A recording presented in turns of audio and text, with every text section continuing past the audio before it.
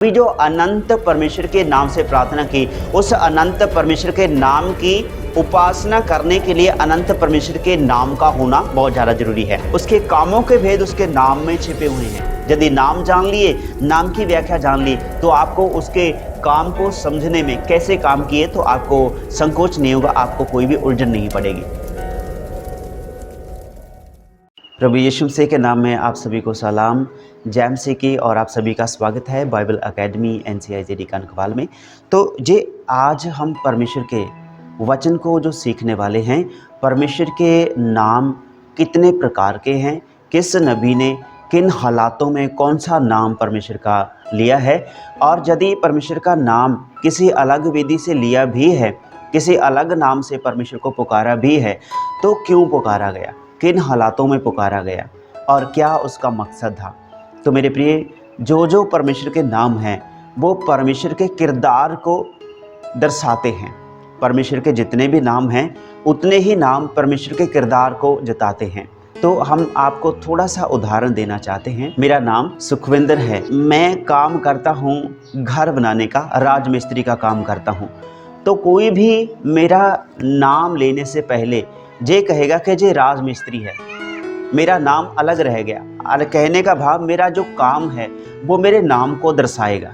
ये परमेश्वर के वचन के अनुसार एक बड़ा भेद है कि आपका काम आपके नाम को दर्शाता है। यदि आप मोटरसाइकिल, गाड़ी, मोटर बाइक ठीक करते हैं तो आप एक कारीगर कहलाते हैं, एक मैकेनिक कहलाते हैं। तो जैसे ही एक घर बनाने वाला, नक्शे बनाने वाला व्यक्ति है तो वो प्लानर कहलाता है। उसका नाम अलग रह गया, प्लानर है, वो प्लान देता है कि किस विधि से करना है। तो आपका काम आपके नाम को दर्शाता है। एक राजमिस्त्री जो काम करता है उसका नाम अलग रह गया, वो उनके घर का है, संसार में जान पहचान का। लेकिन जगत में जान पहचान उभर के क्यों सामने आई? क्योंकि वो राजमिस्त्री का काम करता है, इसलिए वो मिस्त्री बन गया।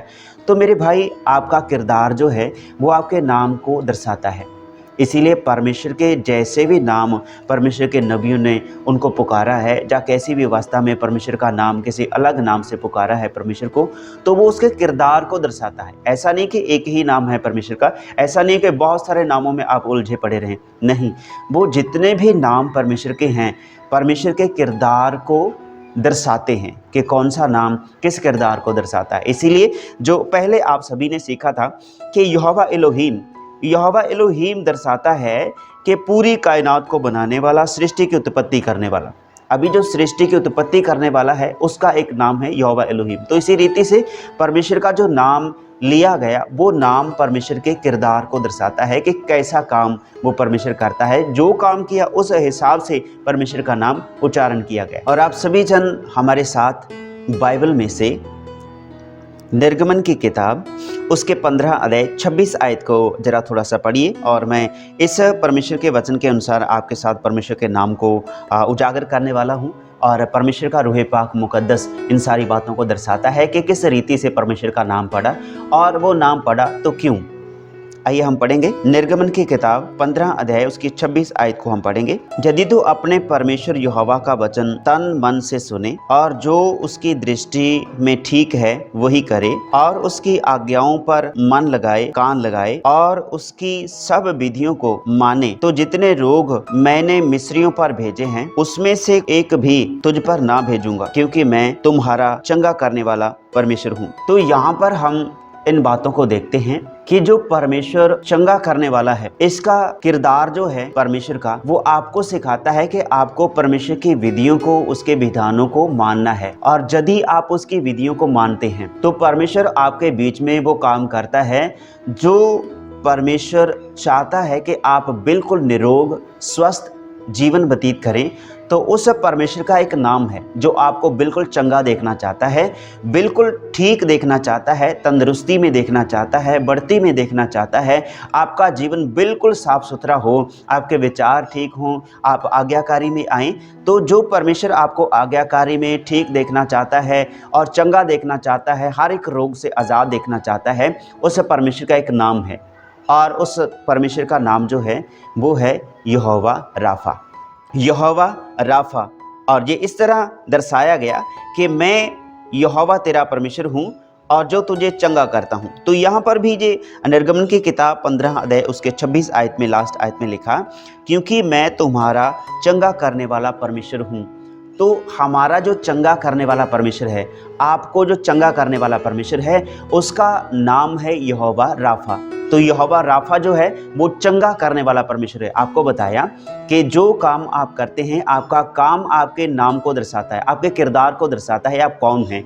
कारागरी का काम करते हैं, घर मकान आप मटेरियल इकट्ठा करके घर बनाते हैं और रहने वाला स्थान बनाते हैं, तो आपको मिस्त्री का नाम मिला। मिस्त्री जो रखा गया, मिस्त्री का जो किरदार है वो घर बनाने का है। तो इसीलिए यहाँ पर जो यहोवा परमेश्वर है वो आपको चंगा करने वाला परमेश्वर है, क्योंकि मैं तेरा यहोवा परमेश्वर तुझे चंगा करने वाला परमेश्वर हूँ। तो यहाँ पर परमेश्वर का दास मोजेस इस विषय में कहता है कि तू यहोवा राफा है। यहोवा राफा कहने का मतलब, हे मेरे परमेश्वर, तू मुझे चंगा करने वाला परमेश्वर है। और यहाँ पर परमेश्वर कहता है कि यदि तन मन से तो इस विधियों को पूरा सुने और पूरा करे, तो ये सारी बातें तुझमें, जो मिस्रियों में जो रोग पड़े, अर्थात जगत में जो रोग हैं, वो किसी भी रोग के बीच में से आपको रोगित नहीं होने देगा। वो आपको रोगी नहीं होने देगा, आपके जीवन से हर एक रोग को दूर करेगा, क्योंकि परमेश्वर कहता है, क्योंकि मैं तेरा यहोवा परमेश्वर तुझे चंगा करने वाला परमेश्वर हूँ। अभी जब चंगा करने वाला है तो यहोवा राफा, उसका नाम परमेश्वर के दास मूसा ने रख दिया। तो इसलिए परमेश्वर का जो नाम है यहोवा राफा, जो उसके किरदार को दर्शाता है कि मैं यो यहोवा हूँ, तुझे चंगा करने वाला परमेश्वर हूँ। अभी जो हम देखेंगे परमेश्वर के नाम को, उसके किरदार को जी वचन दर्शाता है। परमेश्वर का दास मूसा यहाँ पर एक अलग नाम परमेश्वर को देता है, और आपको बताया था कौन सा नाम किस नबी ने किस अवस्था में दिया, और दिया तो क्यों दिया। तो इन बातों के विषय में आप गहराई से जानेंगे, लेकिन आसान शब्दों में, सरल शब्दों में, सिंपल साधारण शब्दों में आपके ऊपर जो परमेश्वर ने प्रकट किया है। परमेश्वर ने अपने नामों को प्रकट किया है और अपने नाम के वसीले अपने किरदारों को प्रकट किया है।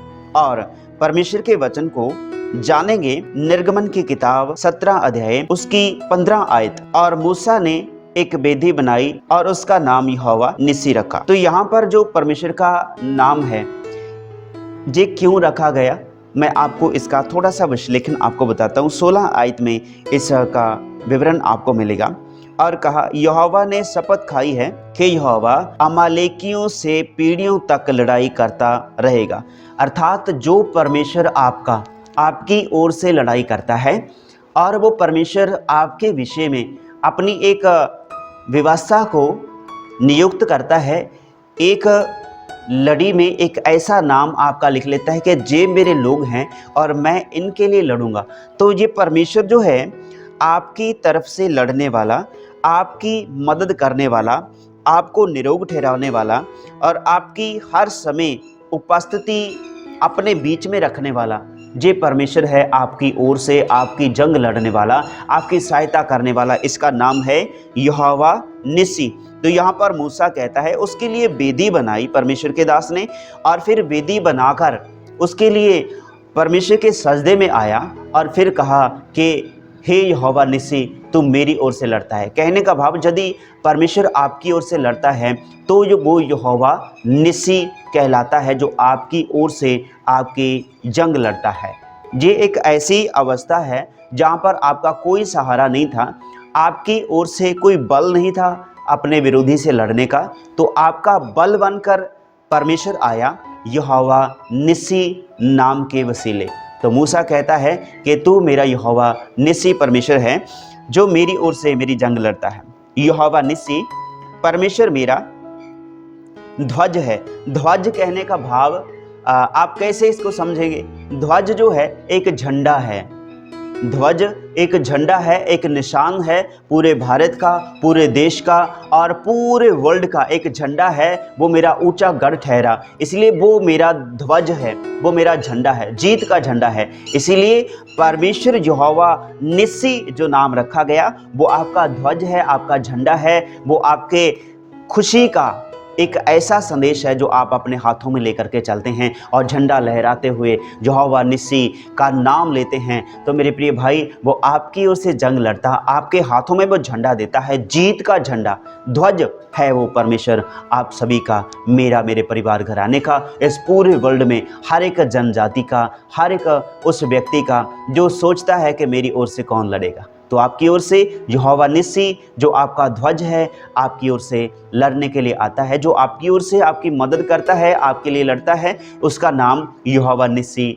रखा गया। और अभी हम सीखेंगे परमेश्वर का जो नाम है अगला, वो जानने से पहले यदि आप जानते हैं तो आप कमेंट सेक्शन में जा कर के आप हमें नाम बता दिए परमेश्वर का कि अगला नाम कौन सा होने वाला है। तो बड़ा आनंद, बड़ा छुटकारा है परमेश्वर की हुजूरी में कि आप सभी लोग परमेश्वर के नाम को सीखने के लिए बने हुए हैं। तो परमेश्वर आपके ऊपर अपने नाम को, अपने नाम के वसीले अपने कर्म को, अपने कर्तव्य को दर्शाता है और उजागर करता है, इस भेद को खोलता है, क्योंकि वो परमेश्वर चाहता है कि आपके ऊपर कोई भी बंदिश ना रहे, आपके ऊपर किसी भी तरह का कोई बोझ, चिंता ना रहे कि कौन सा मैं नाम लूँ। तो यदि ये परमेश्वर के नाम अलग अलग लिए गए हैं तो उसके काम को दर्शाते हैं, उसके जो जिंदगी का बदलाव है आपके जीवन में लेकर के आने वाला वो परमेश्वर उस नाम के, उसके क्रम को दर्शाता है। आमीन। उसके कर्तव्य को दर्शाता है, उसके जो व्याख्या है परमेश्वर के नाम में ही आपको मिलती है कि यहोवा परमेश्वर के कितने नाम हैं और कितने ही नाम उस परमेश्वर के दासों ने लिए। और ये सारे नाम जब परमेश्वर के दास लेते हैं तो किसी विधि से लेते हैं और किसी कारण से लेते हैं, और वो कारण आप सभी के ऊपर प्रकट हो गया है। तो परमेश्वर ने बाइबल एकेडमी के वसीले आपके ऊपर ऐसी बातों को शिक्षण दिया है, ऐसी बातों का भेद खोला है कि जो भेद समझते हैं तो उनको आयतों के साथ, वचन के साथ, सबूतों के साथ, पूरे प्रमाण के साथ आपको वे दिए जाते हैं। तो अभी जो परमेश्वर के वचन के अनुसार हम सीखने वाले हैं मेरे भाई, जे लिखा हुआ न्यायों की किताब में 6 अध्याय में 24 आयत में लिखा यहोवा शालोम। तो आपको बताया था मेरे भाई, मेरी बहन, मेरे बेटे और मेरी बेटी, मेरे दोस्त, मेरे मित्र, मेरे प्रिय भाई बहनों, बच्चों और बुजुर्गों, कि परमेश्वर का नाम जितनी बार हम लेते हैं उतनी बार अलग नाम लेते हैं। तो जो नाम यहाँ लिया गया उसके किरदार को दर्शाता है, उसके स्वभाव को दर्शाता है। जी है परमेश्वर का नाम, ऐसे ही नहीं किसी ने ले दिया, ऐसे नहीं किसी ने बोल दिया कि यहोवा निस्सी, यहोवा राफा, यहोवा येरी, ऐसे नहीं बोल दिया मेरे भाई। जी उसके किरदार को, उसके स्वभाव को दर्शाता है, वो क्या करता है, उसके स्वभाव में कौन कौन सी बातें हैं, वो परमेश्वर के स्वभाव, उसके करैक्टर को दर्शाते हैं कि कब कौन सा नाम दिया गया और किस वजह से जो नाम दिया गया। तो इसीलिए परमेश्वर के दास ने गिदोन में वहाँ यहोवा के लिए एक वेदी बनाई और उसका नाम यहोवा शालोम रख दिया। आमीन। तो यहाँ पर परमेश्वर का दास उसका नाम यहोवा शालोम रखता है। अभी यहोवा शालोम जो है वो किस चीज़ को दर्शाता है? जे एक जीत के बाद, एक घमासान जंग, युद्ध के बाद जब शांति मिल जाती है तो उस शांति को दर्शाता है यहोवा शालोम। परमेश्वर शांति है। न्यायों की किताब 6 अध्याय में उसकी 24 आयत में, तब गिदोन ने वहाँ यहोवा के लिए एक वेदी बनाई और उसका नाम यहोवा शालोम रखा। क्यों? क्योंकि वो शांति देने वाला परमेश्वर है। तो इस कारण जब आप परमेश्वर में बढ़ते हैं, उसके नाम को सीखते हैं, तो परमेश्वर का जो जो नाम है उसके किरदार को दर्शाता है। अभी यहोवा शालोम जो है वो शांति का दाता है, वो आपको शांति प्रदान करता है। वो आपके जीवन में जो घमासान जंग छिड़े हुए हैं, जो घमासान विरोध आपका हो रहा है, आपके जीवन में कोई बीमारी धड़ाधड़ आपके जीवन में वो खराबी आ रही है, वो बर्बादी आ रही है, तो उस बर्बादी के बीच में आपको शांति देने के लिए परमेश्वर आता है। उसका नाम है यहोवा शालोम। यदि आपको शांति मिलती है तो आपको शांति देने वाला जो परमेश्वर है उसका नाम है यहोवा शालोम। तो ऐसा ही हम न्यू टेस्टामेंट में इन सारी चीज़ों को देखते हैं। जब यीशु ने कहा कि मैं तुझे अगले पार मिलता हूँ, तो चेले जो उसके शिष्य हैं, उसके शागिर्द जो हैं, उसके भक्तजन जो हैं, वो एक कश्ती में चढ़कर उस झील के बीच में से जा रहे हैं। तो रास्ते में तूफान आ गया और कश्ती में पानी भरने लगा और वो डूबने लगे। तो यहाँ पर ये एक दर्शाने का, एक बताने का एक मेरा नज़रिया है कि वो परमेश्वर जो शांति देने वाला परमेश्वर है, जब यीशु सामने से आ रहा है पानी पे चल के, तो वो परमेश्वर जब पास में आता है तो उनके पास में आकर उनको कहता है, आपकी शांति हो, तुम्हारी शांति हो। और फिर यहाँ पर एक ऐसी बातें हैं, तो प्रभु परमेश्वर यीशु मसीह नासरी जे कहता है कि ए तूफान तू थम जा, शांत हो जा। तो तभी वो सारा तूफान शम गया, और जो शांति प्रभु यीशु मसीह ने बोली वो उसके शागिर्दों में, जो बेड़ी में बैठे हुए थे, डूब रहे थे और डामाडोल हो रहे थे, उनके मन में भी वो शांति आ गई। तो इसलिए यहोवा जो शालोम है वो आपको शांति प्रदान करने के लिए आता है, और जो आपको शांति देता है उसका नाम है यहोवा शालोम। तो इसका किरदार क्या है, इसका नाम क्या है, यहोवा शालोम। इसका किरदार क्या है, शांति देने वाला परमेश्वर। तू मेरा शांति देने वाला परमेश्वर है। तो इसलिए परमेश्वर के वचन को और भी ज़्यादा गहराई से और आसान करके आपको बताएंगे। तो यहाँ पर यिर्मयाह की किताब 23 अध्याय उसके 6 आयत में लिखा, और जय उसका नाम होगा जिससे वह कहलाएगा, यहोवा हमारी धार्मिकता है। तो यहाँ पर हम इस चीज़ को देखते हैं मेरे भाई मेरी बहन, कि जो हमारी धार्मिकता है, जो आपकी धार्मिकता का मूल ठहरता है, उसका एक नाम है। अभी उसका नाम जो है यहोवा तस्दिकेनु। बोलिए, यहोवा तस्दिकेनु, यहोवा तस्दिकेनु। और ये उसके किरदार को दर्शाता है, यहोवा तस्दिकेनु। यहाँ पर परमेश्वर के वचन के अनुसार पवित्र बाइबल के बीच लिखा गया, परमेश्वर हमारी धार्मिकता है। तो यदि परमेश्वर आपकी धार्मिकता है तो यहोवा परमेश्वर का नाम है यहोवा तस्दिकेनु। तस्दिकेनु जो परमेश्वर है, इसका नाम परमेश्वर के दास यिर्मयाह ने लिया। और ये बहुत सारे विभिन्न जो ट्रांसलेट किए हुए पवित्र बाइबल है ना, जे वर्जन हैं, अलग अलग वर्जनों में आपको परमेश्वर के नाम मिलेंगे। तो ये पवित्र बाइबल है, और इसके बीच में जैसा जैसा अनुवाद किया गया वैसा वैसा हम आपको बताते हैं, आपको बताया था। और पूरे प्रूफ के साथ में और वचन के साथ में, व्याख्या के साथ आपको बताएंगे। तो ये जो यहोवा परमेश्वर का नाम है यहोवा तस्दिकेनु, तो ये परमेश्वर का नाम है हमारी धार्मिकता को दर्शाता है। ये जो नाम है आपकी धार्मिकता को दर्शाता है, क्योंकि वो परमेश्वर जो है मेरे भाई मेरी बहन, उसका नाम ये कहलाएगा कि यहोवा हमारी धार्मिकता है। और आपकी जो धार्मिकता है वो परमेश्वर से ही जुड़ी हुई है। यदि परमेश्वर का नाम नहीं, परमेश्वर का वचन नहीं, तो आपकी धार्मिकता भी नहीं है। यदि आपका कोई काम नहीं है, आपके काम ना होने की वजह से आपके काम की पहचान भी नहीं है। तो जो आपको धार्मिकता सिखाता है, जो आपको धार्मिक बनाता है, जो आपको पवित्र और शुद्ध और अच्छा बनाता है, उसका एक नाम है यहोवा तस्दिकेनु। तस्दिकेनु जो परमेश्वर है वो आपको धार्मिक रूप में और धार्मिक होने को आशीषित करता है। ये है यहोवा परमेश्वर का नाम, यहोवा तस्दिकेनु। यिर्मयाह की किताब 23 और उसके 6 आयत में ये दर्ज किया गया।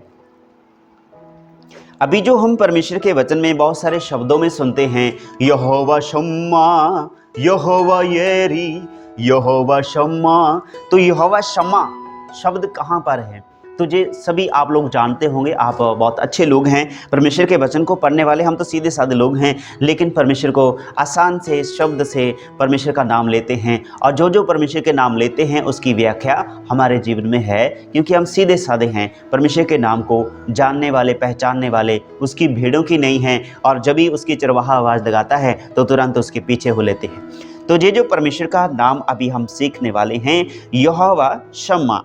तो आज सुबह भी मैं सोच रहा था कि परमेश्वर का नाम है यहोवा शम्मा, तो इसकी जो व्याख्या है मैं कैसे बताऊं और कैसे तेरे लोग समझ पाएंगे।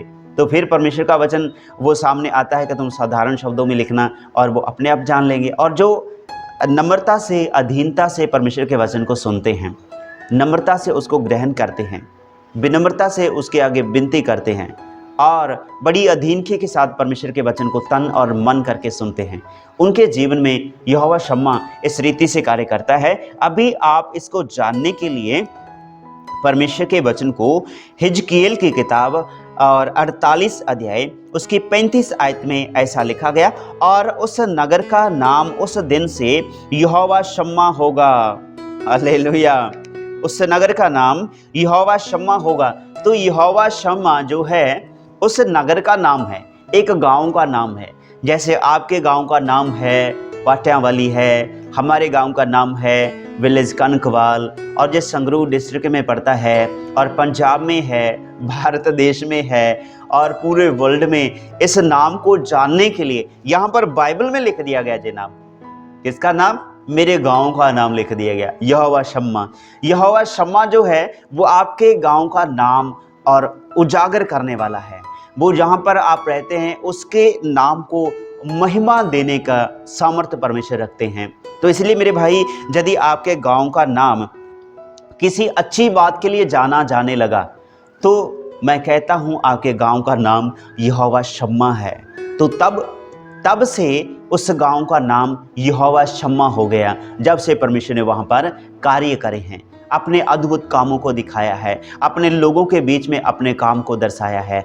तो ये परमेश्वर का नाम यहोवा शम्मा जो है, ये उसके किरदार को दर्शाता है। उसका किरदार है और गुमनाम लोगों को ऊंचा उठाना, गुमनाम जो जगहें हैं उनको नाम में लेकर के आना, जो दबी हुई चीजें हैं उसको बाहर लेके आने वाला। तो मेरे भाई, यदि आपके गांव का नाम उजागर हो गया पूरी दुनिया में और यहोवा शम्मा उसका नाम है, तो वो आपके नाम को उजागर करने वाला है। और उस नगर का नाम उस दिन से यहोवा शम्मा हो गया। अर्थात जब आप परमेश्वर के नाम की इबादत करते हैं, जब आप लोग परमेश्वर की हजूरी में बैठे रहते हैं, तो आपके जीवन में जो परमेश्वर का नाम किरदार को दर्शाने के लिए आता है, यहोवा शम्मा, आपको इकट्ठा करने वाला, आपके जीवन में अपने नाम को उजागर करने वाला, आपके नाम के आगे अपनी महिमा को दर्शाने वाला।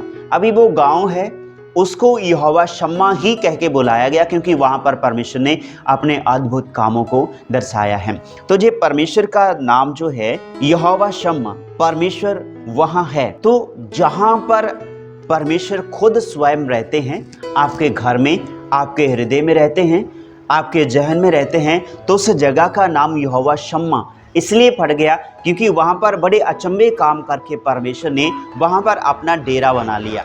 वहां पर परमेश्वर रहने लगा, आपके मध्य में, आपके बीच में परमेश्वर रहने लगा।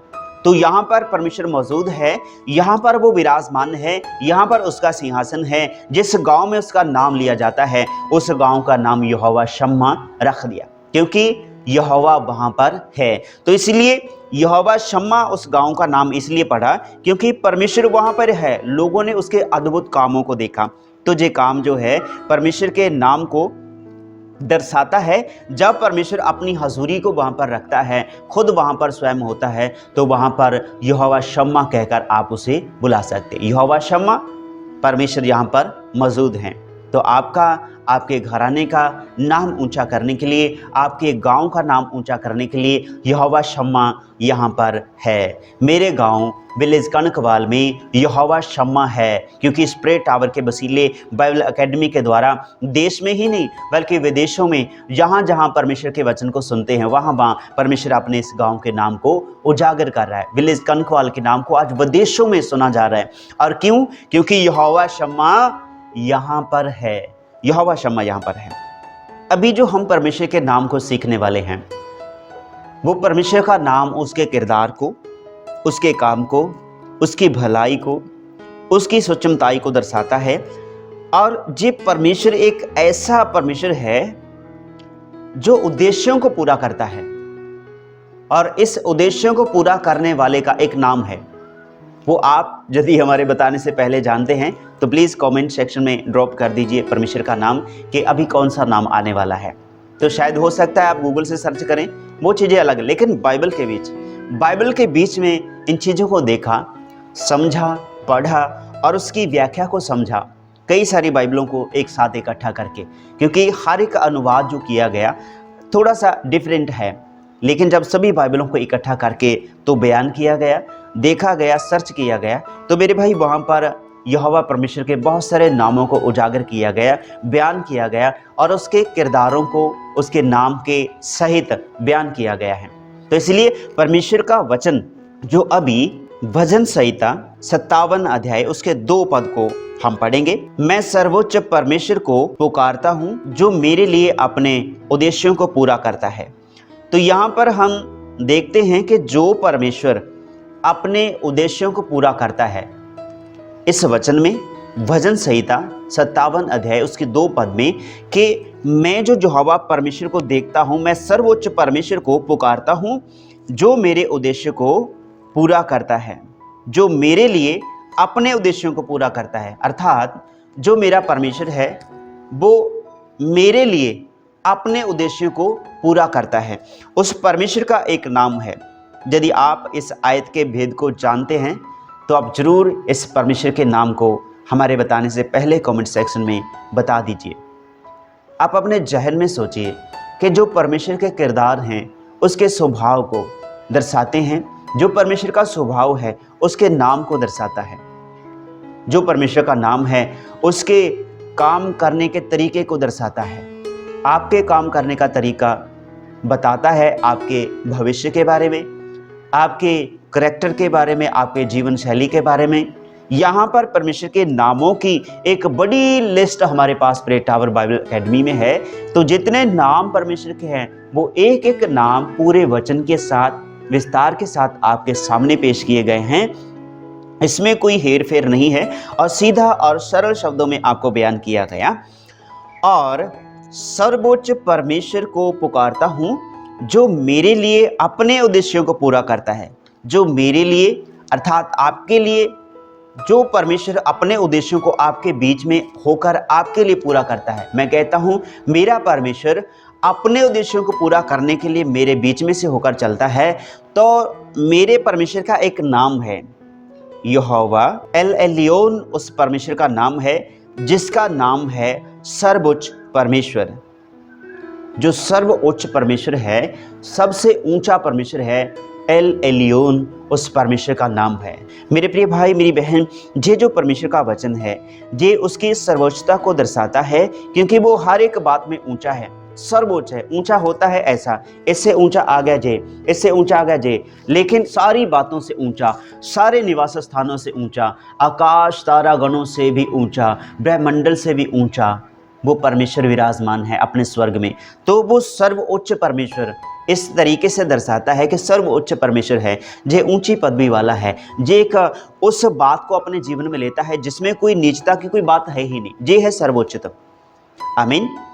तो ये जो परमेश्वर का नाम है एल एलियोन, सर्वोच्च परमेश्वर, भजन संहिता 57 अध्याय उसके 2 पद में जो लिखा गया, मैं सर्वोच्च परमेश्वर को पुकारता हूँ जो मेरे लिए अपने उद्देश्यों को पूरा करता है। तो आपके लिए सब उद्देश्यों को पूरा करने वाला इस मानव जाति को परमेश्वर ने बनाया और आपके बीच में से अपने उद्देश्यों को पूरा करता है। धरती सुंदर हो और मनुष्य का जीवन अच्छा हो और मनुष्य की जीवन शैली बहुत अच्छी हो, स्वस्थ रहें, ठीक रहें, तो वो परमेश्वर अपने बंदों के लिए अपने उद्देश्यों को पूरा करता है। वो आपके ही लिए करता है। यीशु जगत में आया, वो कहता है मैं तो अपना जीवन न्यौछावर करने के लिए आया हूँ। अपना जीवन न्यौछावर करने के लिए आपके लिए परमेश्वर आया है और वो है यहोवा सर्वोच्च परमेश्वर। सर्वोच्च परमेश्वर का एक नाम है जो उसकी महानता को दर्शाता है, उसकी सूक्ष्मताई को, उसकी पवित्रताई को दर्शाता है। वो जो यहोवा परमेश्वर है एल एलियोन, एल एलियोन परमेश्वर का नाम है जो सर्वोच्चता को दर्शाता है और आपके बीच में से होकर अपने धर्म के कामों को, अपनी सर्वोच्चता को और अपने उद्देश्यों को पूरा करता है। इसका नाम है यहोवा एल एलियोन। और अभी हम सीखने वाले हैं परमेश्वर के अगले नाम को। तब उसने यहोवा का नाम रखा जिसने उससे बात की। तो एक परमेश्वर है जो मुझे देखता है, क्योंकि उसने कहा वास्तव में यहाँ मैंने उसे देखा है जो मेरी देखभाल करता है। तो जो आपके साथ आपकी देखभाल करने के लिए, जो आपको दिखाई देता है, जो आपको देखता है, जो आपको समझता है, उस परमेश्वर का एक नाम है। उत्पत्ति की किताब 16 अध्याय उसकी 13 आयत।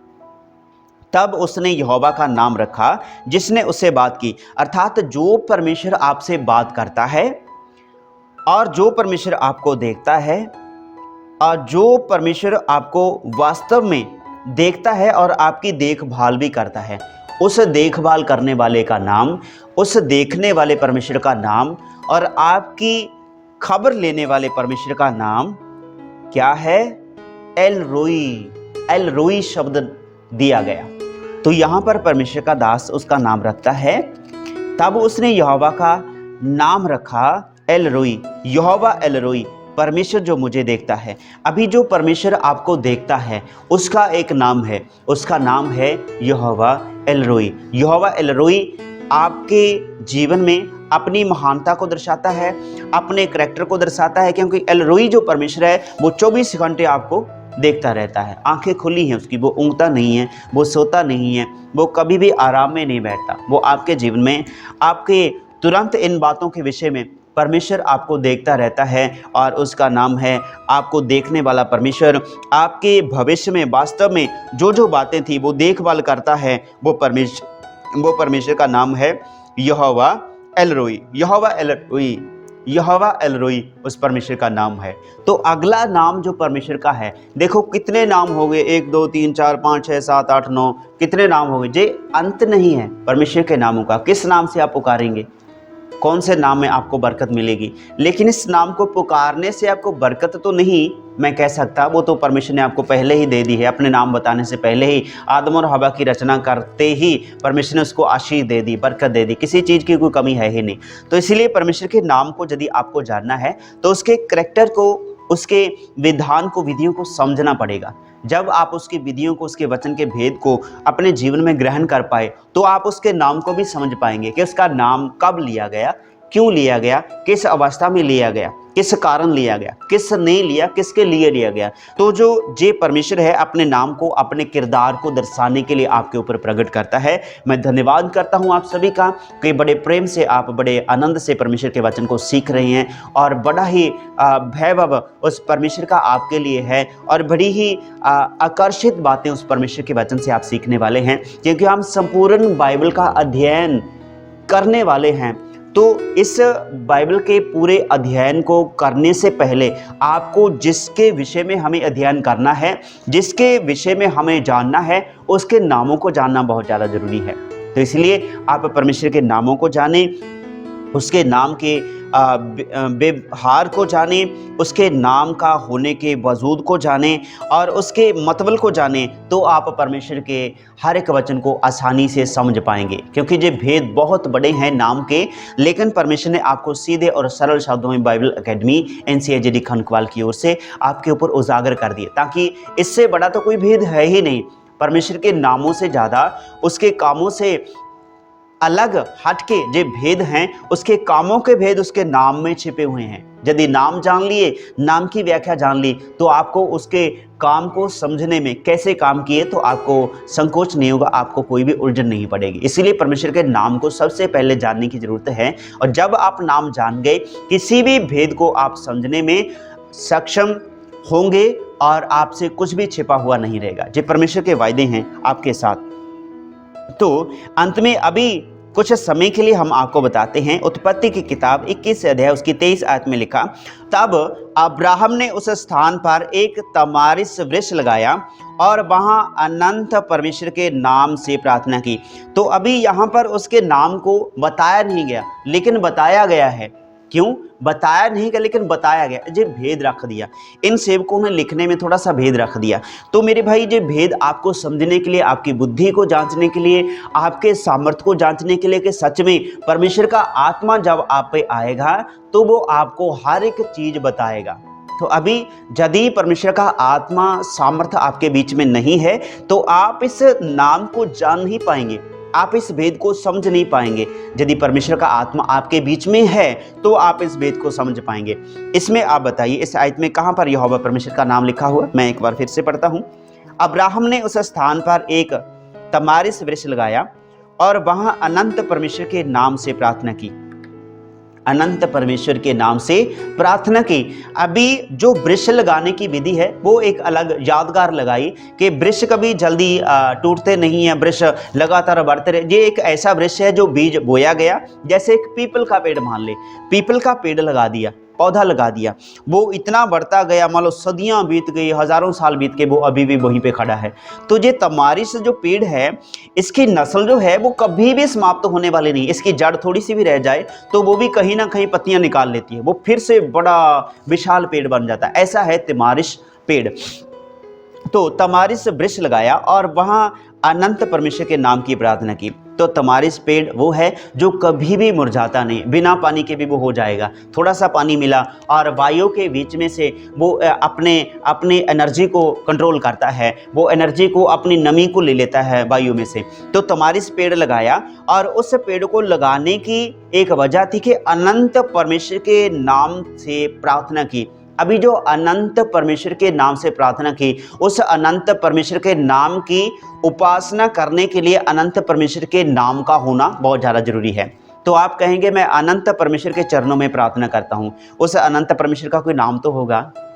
आमीन। जैसे मूसा ने पहले अध्याय में आपके साथ साझा किया, परमेश्वर की आत्मा ने आपको बताया कि परमेश्वर के दास मूसा ने कहा मैं उनको क्या बताऊंगा, जब मैं उनके पास में जाऊंगा कि मुझे किसने दर्शन दिया है, तो मैं कहूंगा कि परमेश्वर ने दर्शन दिया। वो कहेंगे उसका नाम तो होगा कोई। परमेश्वर अपने लोगों से बात करते हैं। उसने कहा मैं जो हूं सो हूं। तो इसलिए परमेश्वर अपने नाम को दर्शाते हैं। वहां पर जिसके लिए बात करने के लिए मूसा जा रहा है उसका नाम लेके जा रहा है, ताकि पता चले कौन से नाम से बात कर रहे हैं, कौन है जिसने हमसे बात की। जिसने हमसे बात की उसका नाम क्या है, तो उसका नाम था मैं जो हूं सो हूं। तो यहां पर जिस परमेश्वर के नाम से प्रार्थना परमेश्वर का दास अब्राहम कर रहा है, तो उस परमेश्वर का नाम कोई है। इसी आयत में भेद है। तो इस आयत में लिखा है, मैं एक बार फिर से पढ़ता हूं। अब्राहम ने उस स्थान पर एक तमारिस वृक्ष लगाया और वहां अनंत परमेश्वर के नाम से प्रार्थना की। तो तमारिस वृक्ष अनंत समय तक, बड़े समय तक, लंबे समय तक जीवित रहने वाला एक पेड़ है और खड़े रहने वाला पेड़ है। वे टूटने वाला नहीं है। उसकी टहनियाँ बहुत सख्त होती हैं और बहुत करड़ी होती हैं। वो आसानी से टूटती नहीं है, वो जल्दी से मुरझाता भी नहीं है। ऐसा वे पेड़ है। तो वैसा ही ये पेड़ लगाने का एक दृष्टांत है कि जैसा ये पेड़ है मेरे परमेश्वर, तो इससे कहीं बढ़कर है अनंत परमेश्वर जिसकी वो उपासना करें। उस अनंत परमेश्वर का नाम है एल ओलाम। एल ओलाम उस परमेश्वर का नाम है। इसी आयत में लिखा अनंत परमेश्वर यदि हम कहें तो उसका नाम और परमेश्वर के वचन के अनुसार एल ओलाम परमेश्वर का नाम है जो अनंत परमेश्वर है। यदि आपको अनंत परमेश्वर के आगे प्रार्थना करनी है, एल ओलाम परमेश्वर का नाम लेके आप उपासना कर सकते हैं। तो अनंत परमेश्वर के सामने आप प्रार्थना करते हैं, वो परमेश्वर का नाम क्या है? एल ओलाम, वो परमेश्वर का नाम है जो अनंत समय तक रहने वाला और जो अनंत है, अनाद काल से अनंत काल तक। तो प्रभु यीशु मसीह ने कहा अनाद और अनंत मैं ही हूँ, जीवन मैं ही हूँ। तो यीशु मसीह इस अनाद काल से अनंत काल तक हैं। तो जे परमेश्वर का दास अब्राहम अनंत परमेश्वर का नाम लेता है, उस अनंत परमेश्वर का नाम है एल ओलाम। यहोवा एल ओलाम परमेश्वर उसका नाम है। तो इसलिए परमेश्वर बहुत सारी बातों को अपने बयान करते हैं। और अभी जो हम परमेश्वर के वचन से सीखने वाले हैं, भजन संहिता 23 अध्याय उसकी 1 आयत। हालेलुया। आप इस वचन को हर रोज पढ़ते हैं ना कि यहोवा मेरा चरवाहा है, यहोवा मेरा देखभाल करने वाला है। तो यहाँ पर उस यहोवा परमेश्वर का एक नाम है। यहोवा चरवाहा है, आप सभी लोग जानते हैं। लेकिन यहोवा चरवाहा है, उसका एक अस्तित्व है, एक महत्व है उसके नाम का। उसके नाम को एक भेद की माला में उसके सेवकों ने पिरो दिया। एक माला होती है गले में पहनने के लिए, एक माला होती है हाथ में फेरने के लिए, जगत में हम देखते हैं। और एक माला होती है यहाँ पर बांधने के लिए, एक माला होती है गले में डालने के लिए, स्वागत करने के लिए। एक माला होती है अंतिम समय में जब मनुष्य मर जाता है उसके गले में डालने के लिए। तो ये उस माला के बीच में एक एक नाम करके पिरो दिया परमेश्वर के दासों ने कि जो उस माला को जपेगा, प्रस्तिश की माला को जपेगा, वही उसके नाम के भेद को जान पाएगा। अभी जब आप परमेश्वर के नाम के भेद को जानते हैं, उसके नाम को जपते हैं, तो वो अपने नाम का भेद आपके ऊपर प्रकट करता है। तो यहाँ पर परमेश्वर का दास भजन संहिता में ऐसा कहता है, यहोवा मेरा चरवाहा है, मुझे किसी वस्तु की घटी ना होगी। तो यदि यहोवा आपका चरवाहा है, परमेश्वर आपका चरवाहा है। जैसे प्रभु यीशु मसीह न्यू टेस्टमेंट में ऐसा बयान करते हैं कि मैं चरवाहा हूँ, सच्चा चरवाहा हूँ, मैं अपने भेड़ों के लिए अपनी जान देता हूँ। सच्चा चरवाहा वो है जो अपनी भेड़ों के लिए अपनी जान देता है। मैं अपनी भेड़ों के लिए अर्थात आपके लिए अपनी जान देता हूँ। तो ये परमेश्वर जो है आपके लिए अपने आप को न्यौछावर करने वाला है। जो यहोवा परमेश्वर आपका चरवाहा है, जो आपको किसी वस्तु की घटी रहने नहीं देता। भजन संहिता 23:1 में लिखा कि वो मेरा चरवाहा है, मुझे किसी वस्तु की घटी नहीं रहेगी। तो यदि वो आपका चरवाहा है, परमेश्वर मेरा चरवाहा है, मुझे कोई कमी कोई घटी रहने नहीं देता, तो वो कमी घटी न रहने देने वाला परमेश्वर जो मेरा चरवाहा है उसका नाम है, आमीन, उसका नाम क्या है? तो आप इसके बीच में से यदि आप बता सकते हैं तो प्लीज़ आप हमें बताइए, ताकि हम भी सीख पाएँ और परमेश्वर के नाम को सीख पाएँ। जो परमेश्वर ने बाइबल एकेडमी प्रेयर टावर में प्रार्थना करते समय इन नामों के भेद को और आयतों को सबूत प्रमाण के साथ उजागर किया, प्रकट किया। तो यदि इन नामों के अलावा आप भी उस परमेश्वर का नाम जानते हैं, और बहुत सारे हैं, करतार है, सृजन करता है ना, सृष्टि करता है, और देखने वाला परमेश्वर जो आपको बताया भी, तो इसलिए बहुत सारे नाम हैं परमेश्वर के। यदि आप कोई भी ऐसा नाम जानते हैं जो हमसे मिस हो गया हो, तो आपके ऊपर आत्मा ने प्रकट किया है, तो उस नाम को आप हमें बताइए। कमेंट सेक्शन में आप लिखिए, ताकि हम उस नाम को भी सीख पाएँ और आगे तक पहुंचा पाएँ। तो ये परमेश्वर का नाम है जो आपका चरवाहा है, जो आपको किसी वस्तु की घटी नहीं रहने देता। वो परमेश्वर है यहोवा रोही।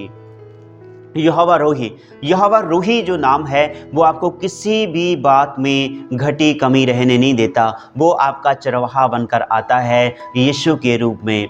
मेरे भाई, वचन संहिता 30:1 में इस तरह लिखा कि यहोवा मेरा चरवाहा है, यहोवा रोही मेरा चरवाहा है। उस चरवाहे का एक नाम है, उस देखभाल करने वाले का नाम है यहोवा रोही। यहोवा रोही जो अपने काम को दर्शाता है, वो आपको कोई कमी घटी रहने नहीं देता।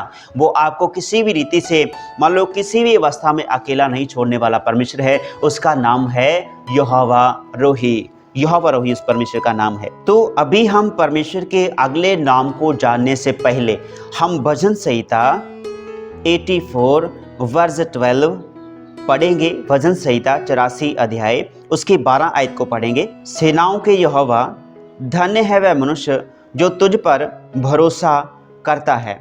तो यहाँ पर धन्य है वह मनुष्य जो यहोवा पर भरोसा करता है, जो तुझ पर भरोसा करता है। अभी जिस परमेश्वर पर आप भरोसा करने वाले हैं, उस परमेश्वर का कोई नाम है क्या? आप यहोवा एलोहिम कह सकते हैं, यहोवा तिस्तिकेनु कह सकते हैं, यहोवा येरी कह सकते हैं, यहोवा निस्सी कह सकते हैं, यहोवा शालोम कह सकते हैं।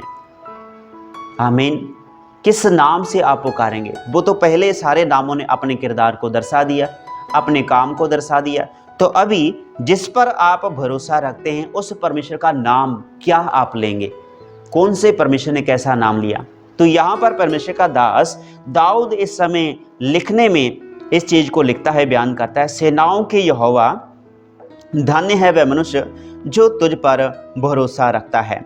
तो मेरे भाई, परमेश्वर का नाम जो है वो अद्भुत है, वो सेनाओं का परमेश्वर है, वो लश्करों का खुदा है।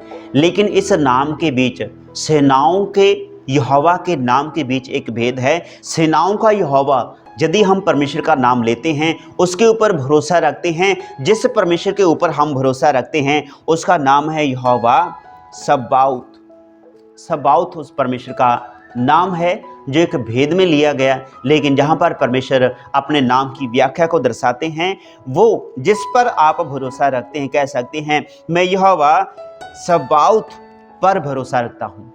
मैं किस पर भरोसा रखता हूँ? यहोवा सबाउथ पर। वो परमेश्वर का नाम है।